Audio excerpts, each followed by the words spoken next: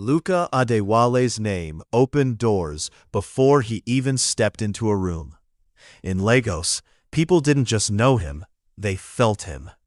The moment his convoy pulled up to any club, the atmosphere changed.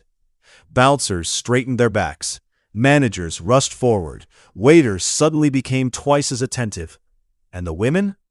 They adjusted their dresses, touched up their makeup, and positioned themselves strategically like it was a silent competition. Tonight was no different. The club pulsed with heavy Afrobeat, neon lights bouncing off polished glass tables. Luca sat in his usual VIP corner, black leather couch, a table filled with expensive drinks, and a view of everything.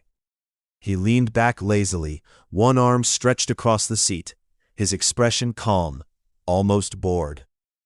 A lady slid closer to him, her perfume strong and sweet. "Luca," she said softly, placing a hand on his chest, "you've been ignoring me all night." He glanced at her briefly. "I've been busy," he replied. "With what?" she asked, smiling playfully. He lifted his glass and took a slow sip. "Thinking." She laughed, assuming it was a joke. But Luca wasn't joking. His eyes moved across the room, watching, analyzing, two ladies whispering and glancing at him, another pretending not to look, but checking if he noticed her. One already signaling the waiter to bring more drinks, on Luca's bill, of course. He smirked slightly. Same script, different actors. The lady beside him leaned closer. "Let's go somewhere quieter," she whispered. Luca turned to her fully now, his gaze sharp. "Why?" she blinked. "To spend time together?" "How long have you known me?" he asked calmly. She hesitated. "Not long, but—" "Exactly," he set his glass down. "And you already want quiet time with me?" Her smile faded slightly. "You're overthinking it." "No," Luca said, his voice flat. "You're underestimating me." She pulled back, clearly offended. "Wow, you think too highly of yourself." Luca chuckled dryly. "I actually think very little of people." That did it. She stood up, grabbed her purse, and walked away angrily. Rude, Luca didn't even watch her leave. Instead, he poured himself another drink. One of his friends, Tunde, leaned over. "You just chased away another one," Tunde said, shaking his head. "At this rate, you'll marry your money." Luca smirked. "My money is more loyal." Tunde laughed. "You're impossible, guy." Luca didn't respond. Because deep down, he didn't find it funny. The music got louder, the night wilder, but Luca felt detached, like he didn't belong there, even though he owned the moment. A flash of memory crossed his mind. A different night, a quieter one, a girl laughing, not because of his money, not because of his status, but because she genuinely found him funny. Her eyes had been honest, her love real. Luca's jaw tightened. He quickly finished his drink. "Don't go there." But the memory refused to leave. Her voice, her smile, the way she used to hold his hand, like she was never letting go.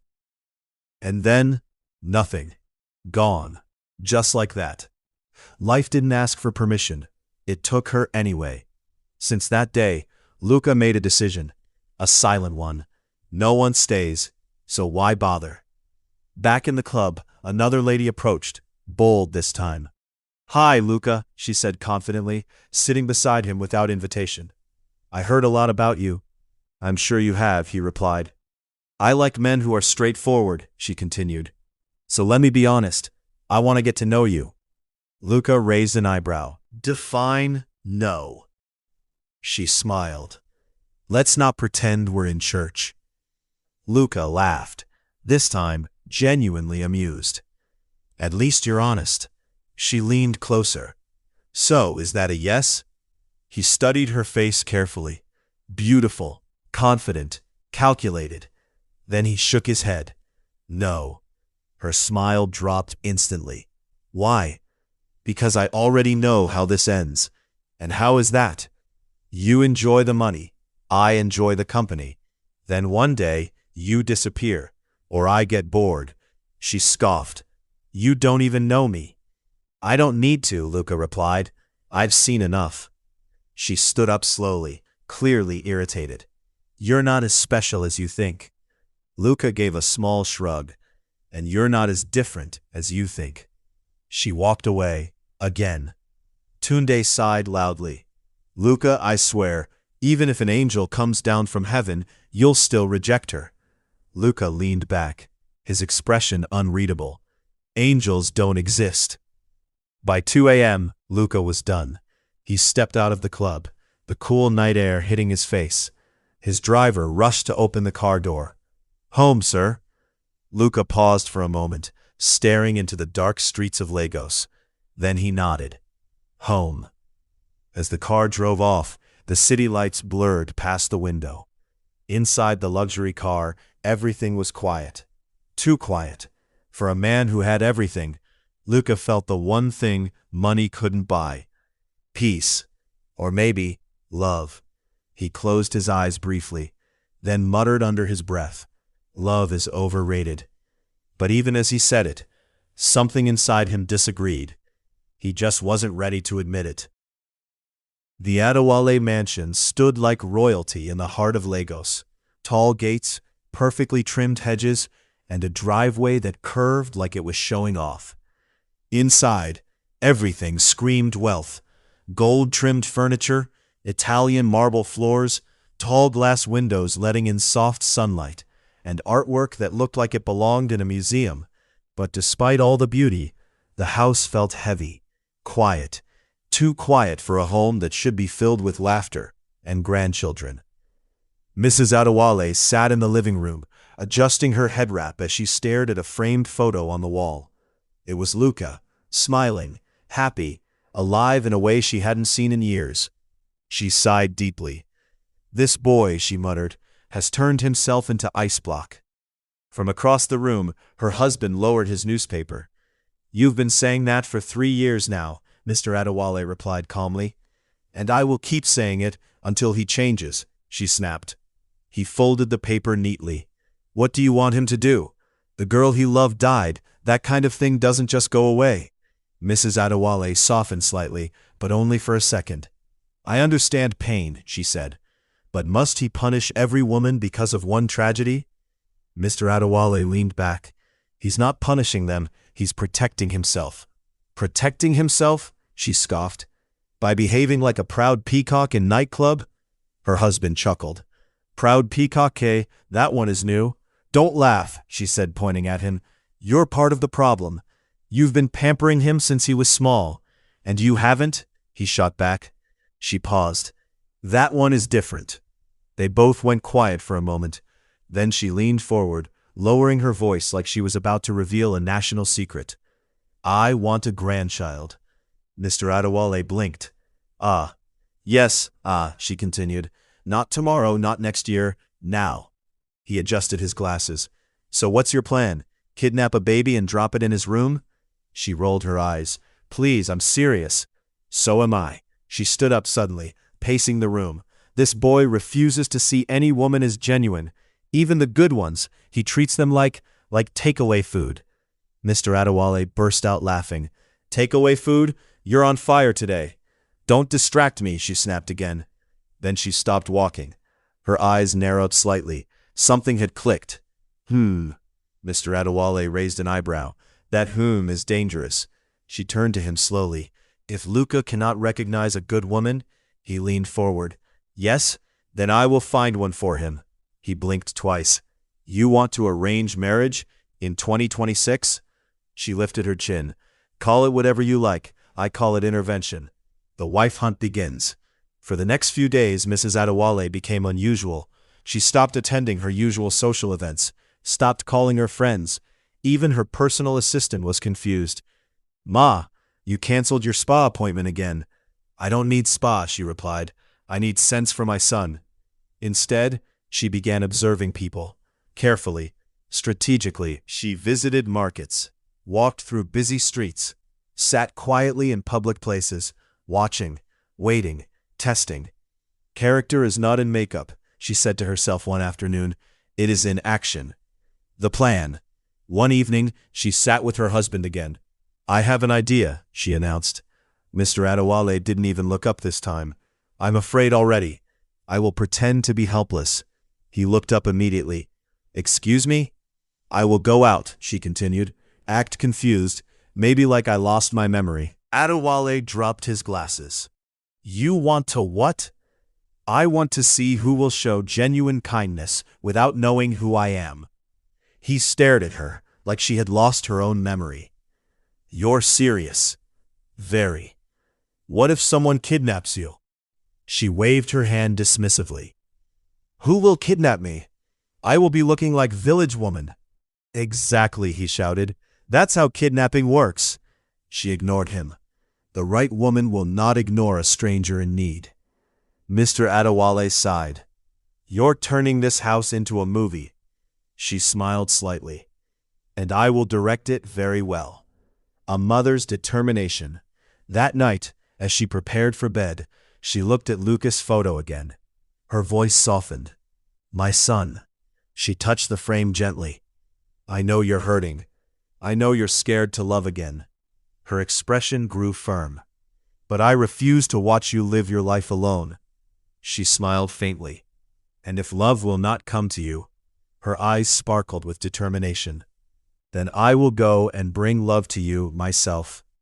And somewhere in Lagos, under the same sky, a kind-hearted girl named Helen had no idea.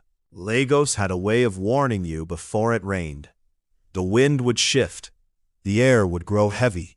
The sky would turn a dull shade of gray like it was carrying secrets. But that afternoon, the rain didn't warn anyone. It attacked. Mrs. Adewale stood at the edge of a busy street, dressed far simpler than anyone had ever seen her. No designer bag, no jewelry, no perfume announcing her presence. Just a plain wrapper, a blouse, and worn slippers.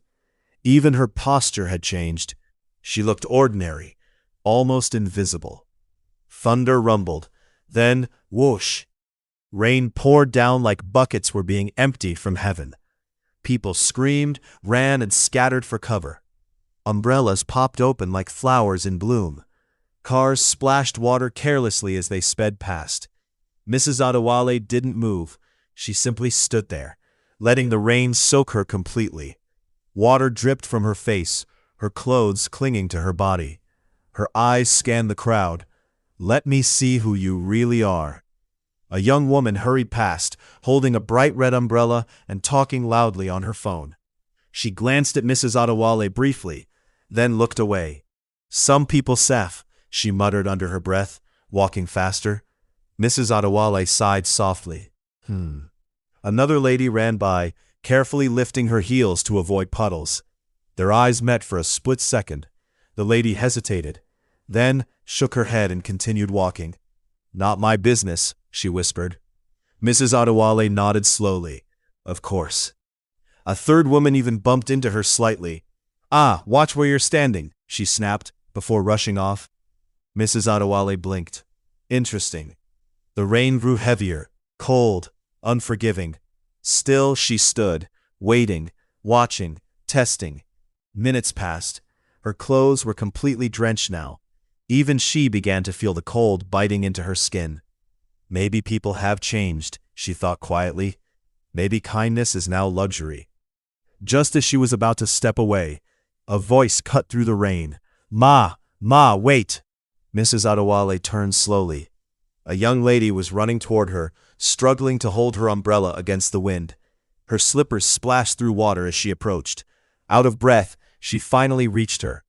Ma, you're getting soaked, she said, quickly adjusting the umbrella to cover both of them. For the first time that day, Mrs. Adewale smiled, a different kind of heart. The girl's name was Helen. Her face was fresh, her eyes soft but alert. There was no calculation in her expression, just concern.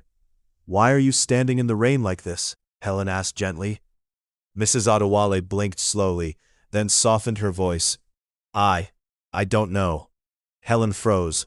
You don't know? She studied her carefully. Are you okay? Did something happen? Mrs. Adewale shook her head slightly, pretending confusion. I can't remember where I'm going. Helen's eyes widened with worry. Ah, maybe you're not well. She looked around quickly. Do you have family nearby? Phone? Anything? Helen didn't hesitate. Okay, no problem. You can't stay here like this. She tightened her grip on the umbrella. Come with me, Ma. A walk of kindness. The rain didn't stop. If anything, it got worse. But Helen stayed close, making sure most of the umbrella covered the older woman. Meanwhile, she was getting soaked herself. Water dripped down her hair, her clothes clinging to her skin. Mrs. Adewale noticed. "You're getting wet," she said quietly. Helen shrugged. "It's okay, Ma. You need it more." That simple sentence hit differently.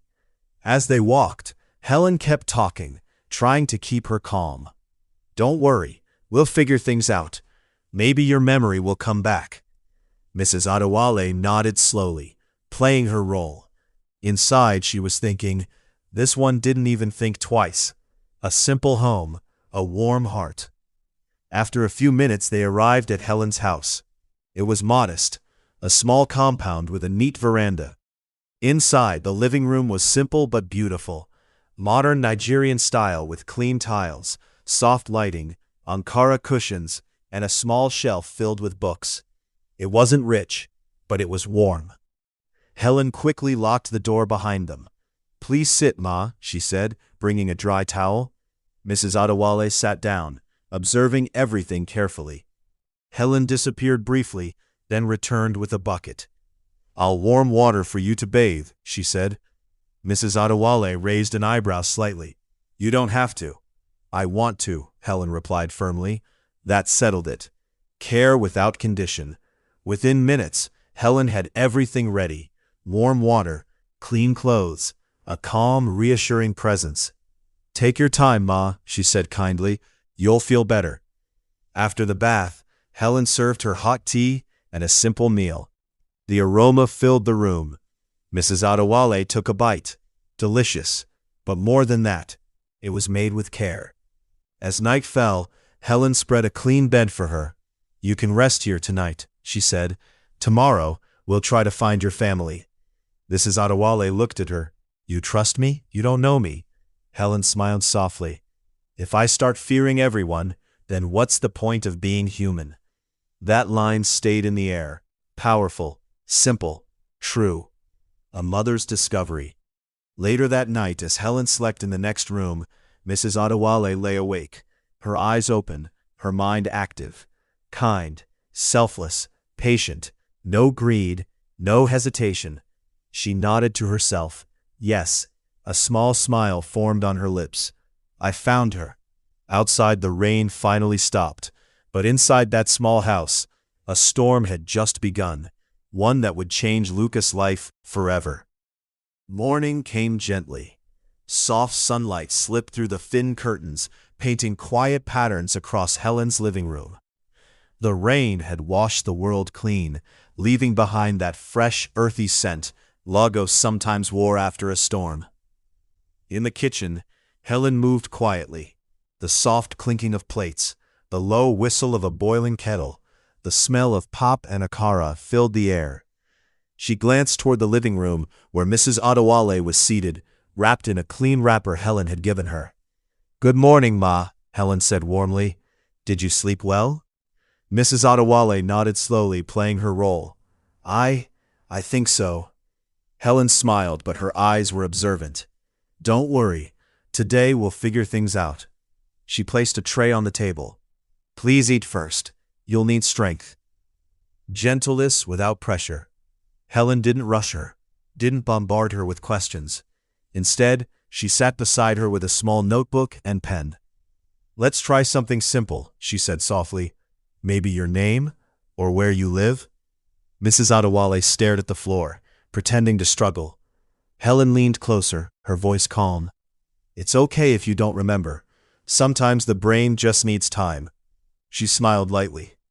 "My aunt once forgot where she kept her money. After 2 days she remembered and hid it again." Mrs. Adewale chuckled despite herself. "You're funny." Helen grinned. "I try." There was no frustration in her tone, no impatience, just kindness, pure and steady. Questions that matter. After breakfast, Helen began asking gently structured questions. "Do you remember any name at all? Maybe your husband's name?" Mrs. Adewale paused. I'm not sure." "Children?" Helen asked carefully. A slight hesitation. I have a son." Helen's eyes lit up. That's good. That means someone is probably looking for you.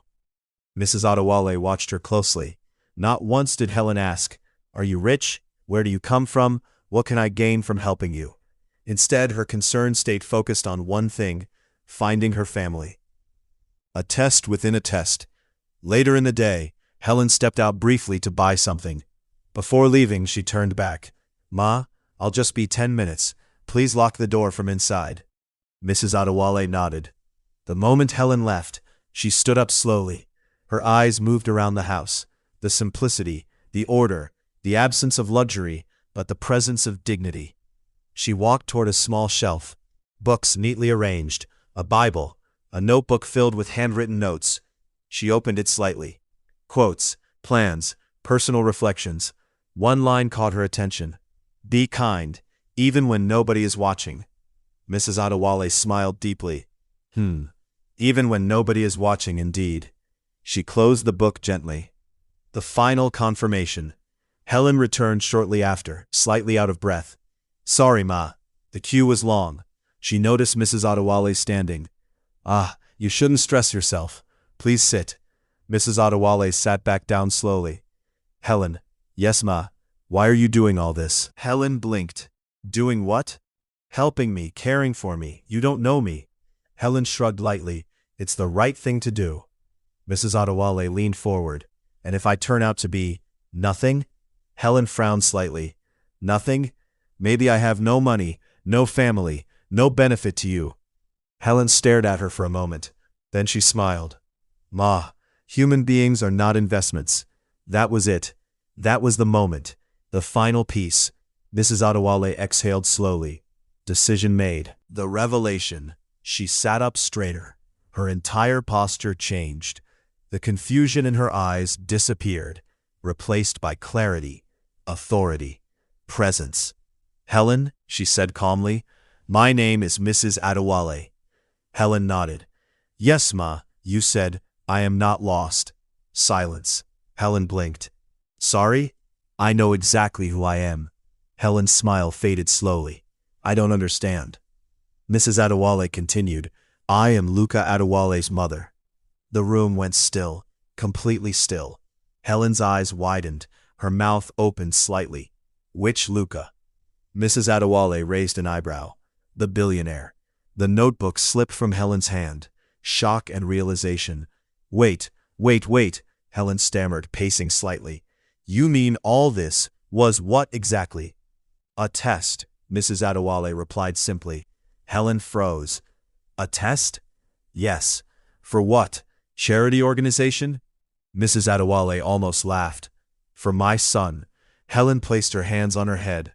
"Jesus, I housed a billionaire's mother without knowing." She paused. "Wait, does that mean my house is now important?" Mrs. Adewale chuckled softly. "You're funny." Helen looked at her again, this time more seriously. "So, everything you said, the memory loss, was part of the plan." Helen sat down slowly. "Wow." She shook her head. "Honestly, I don't even know whether to laugh or be angry." "You can do both," Mrs. Adewale said.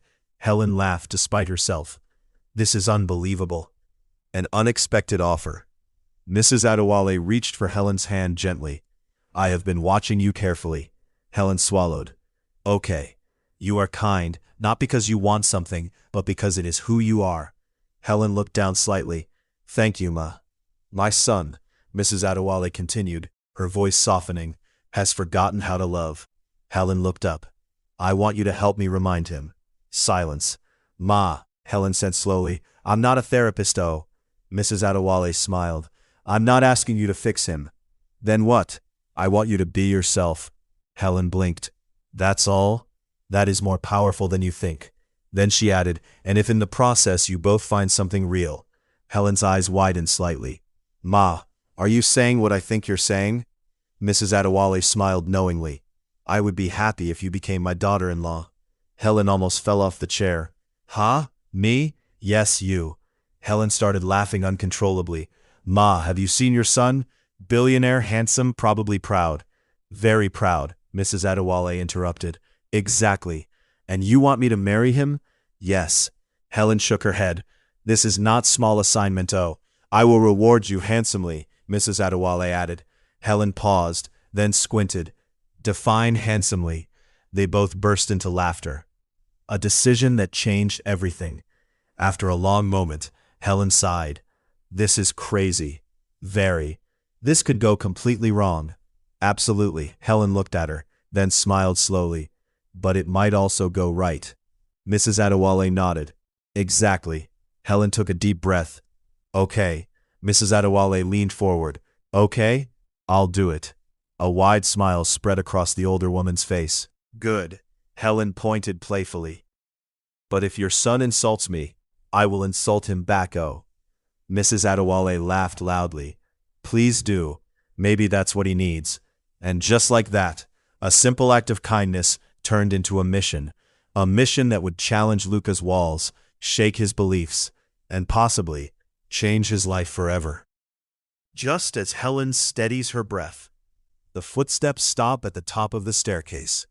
A tall figure appears. Wet hair, strong presence, unbothered confidence.